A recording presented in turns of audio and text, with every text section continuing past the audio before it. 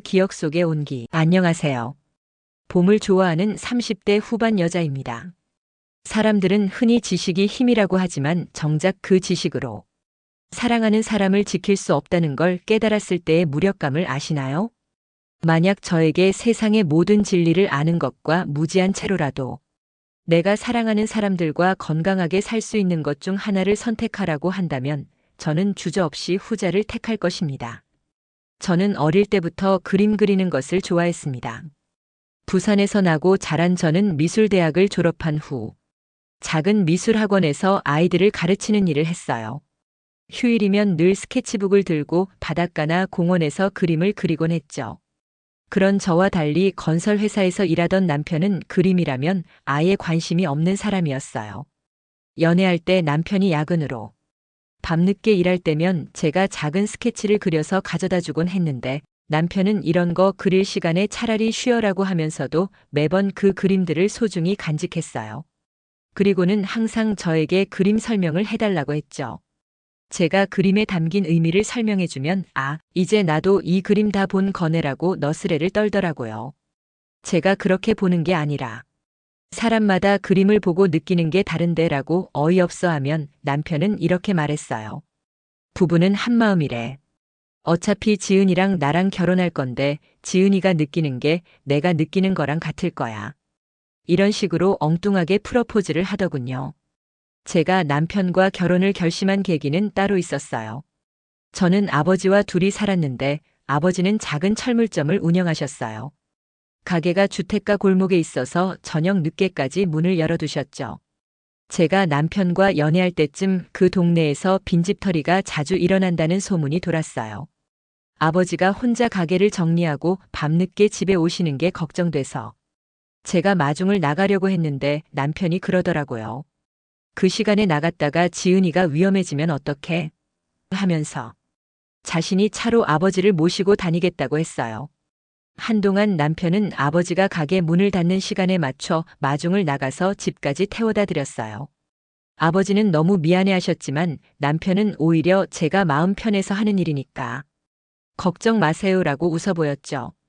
결혼할 때 시댁에서는 2천만 원의 결혼 자금을 지원해 주셨어요. 시아버지는 중학교 교장 선생님이셨고 시형님도 교사셨거든요. 아버지는 그런 훌륭한 집안과 사돈이 되면서 아무것도 해드리지 못하는 게 죄송하다며 저에게 혼수용으로 500만 원을 주셨어요. 그 돈이 어떤 돈인지 저는 알고 있었어요.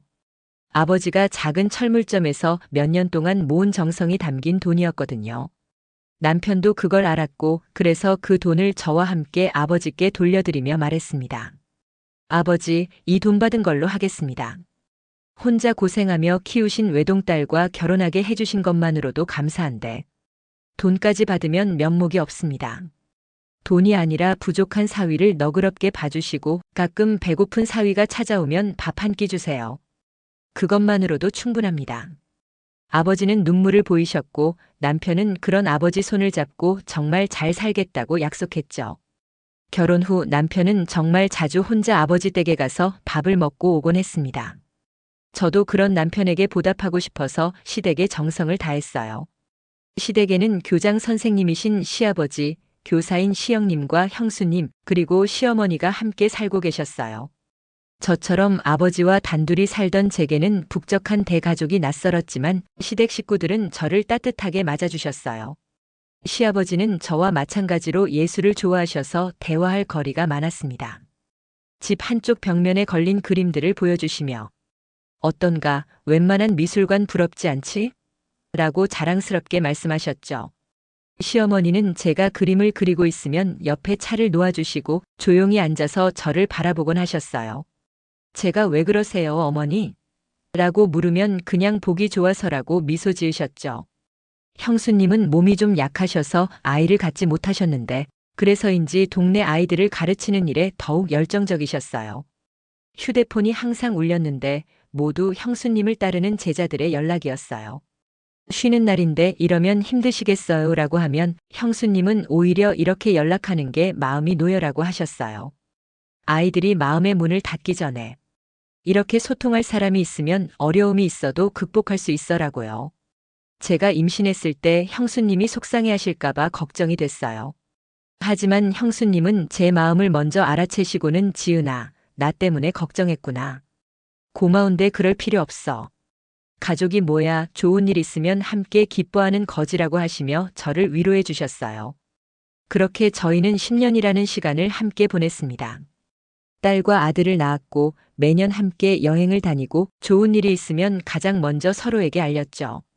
그런데 결혼 8년 차 되던 해, 그날은 제 생일이었습니다. 온 가족이 모여 생일상을 차려주신다고 해서 시댁에 가는 길이었는데 남편의 휴대폰이 울렸어요. 시영님의 전화였는데 전화를 받은 남편의 얼굴이 순식간에 창백해졌습니다. 여보, 우리 지금 병원 가야 해. 아버지가 쓰러지셨대. 시아버지는 등산을 하시다가 심근경색으로 쓰러지셔서 응급실로 이송됐는데 결국 우리 곁을 떠나셨어요. 갑작스러운 죽음이었습니다. 장례식장에서 시어머니는 계속 안 돼를 반복하시며 정신을 잃으셨고 저희 모두는 큰 충격에 빠졌어요. 그로부터 3년 후 또 다른 불행이 찾아왔습니다. 남편이 공사 현장에서 추락사고를 당한 거예요. 병원에서 위독하다는 연락을 받고 달려갔지만 남편은 이미 세상을 떠난 후였습니다. 저는 며칠 동안 정신을 차릴 수 없었어요.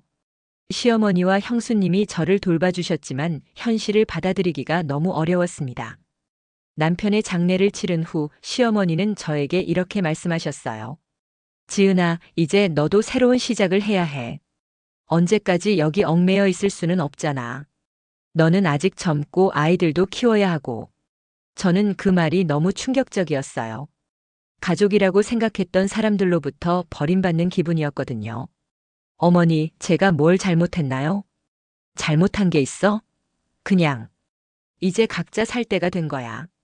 너 보면 자꾸 민수 생각이 나서 괴로워. 그러니까 이제 그만 찾아오지 마라. 그 후로 5년 동안 시어머니와는 연락을 끊었습니다. 다만 매달 15일마다 150만 원이 제 통장에 입금됐어요. 형수님을 통해 들으니 아이들 교육비라고 보내시는 거라고 했습니다. 어느 추운 겨울날 모르는 번호로 문자가 왔어요.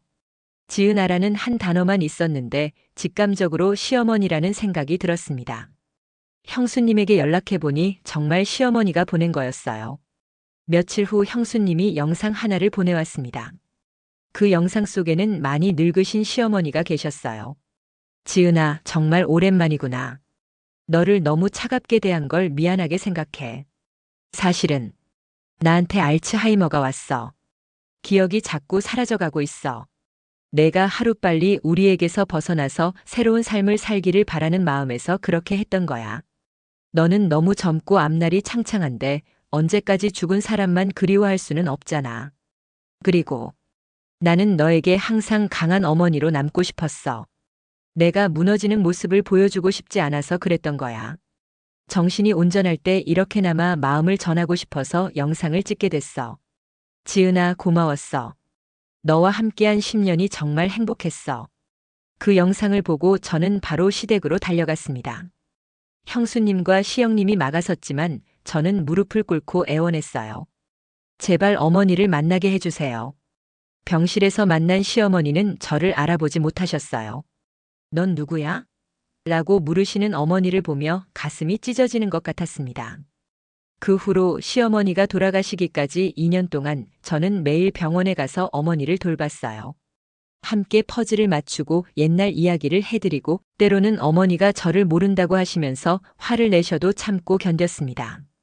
시어머니는 작년 봄에 조용히 눈을 감으셨어요. 마지막까지 제 손을 꼭 잡고 계셨는데 그때만큼은 저를 알아보시는 것 같았어요. 지금 시아버지, 남편, 시어머니는 모두 같은 곳에서 편히 쉬고 계십니다. 가끔 아이들과 함께 찾아가서 꽃을 올리고 좋았던 기억들을 이야기해요. 사람의 기억이란 참 신기한 것 같아요. 기억하는 것만으로도 그 사람이 계속 살아있는 것 같거든요. 앞으로도 저는 사랑했던 사람들을 더 많이, 더 좋게 기억하려고 해요. 제 마음속에서 그들이 영원히 살아있을 수 있도록 말이에요. 긴 이야기를 끝까지 들어주셔서 감사합니다. 여러분도 소중한 사람들과의 아름다운 기억을 간직하며 그 기억의 힘으로 살아가시길 바랍니다.